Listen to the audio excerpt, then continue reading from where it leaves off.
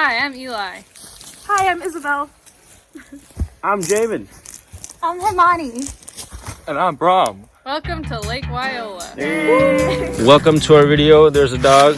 So, hi, we're students at UMass Amherst, and we're here to teach you about invasive species identification and removal. As students of natural resource conservation, we know that biodiversity and ecosystems make them more resilient. Invasive species threaten our native plants by pushing them out of their homes and taking up all the resources. Today we're going to focus on two varieties of buckthorn, common buckthorn and glossy buckthorn.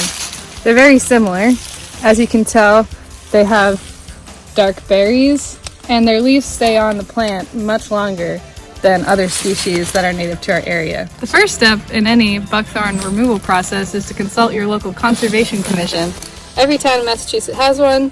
They will visit your house for free and let you know what methods to use to best remove your species. So we have to cut down this tree because we're near the lake and we can't take it out because it will disrupt the lake and how everything works around here. So what we're going to do, we're going to cut the tree down and then we're going to put this can over it because these trees are able to photosynthesize even from a stump. So we have to put this can, we're going to put it there over for a year to block all photosynthesis from happening. And this is a better environmental way because we don't use herbicides to kill this off.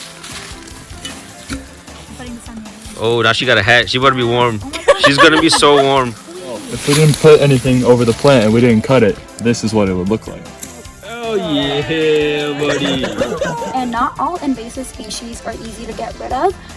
You can actually use the Outsmart Invasive Species App to take a picture of the species and you can find out more information on where it's located. And this app basically helps scientists find out like where this plant is, where it's located, and it's just kind of used as research because scientists can't like see where every species is located. So you can help out using this app.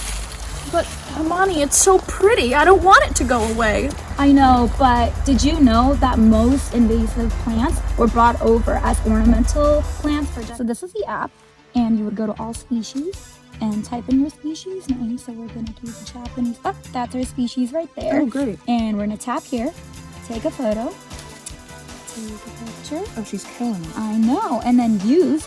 And now it's gonna give you information that we didn't know about. Oh, that's so easy. Right? Invasive species are everywhere, but so are we. If we all take action today, then maybe our native species will stand a chance tomorrow.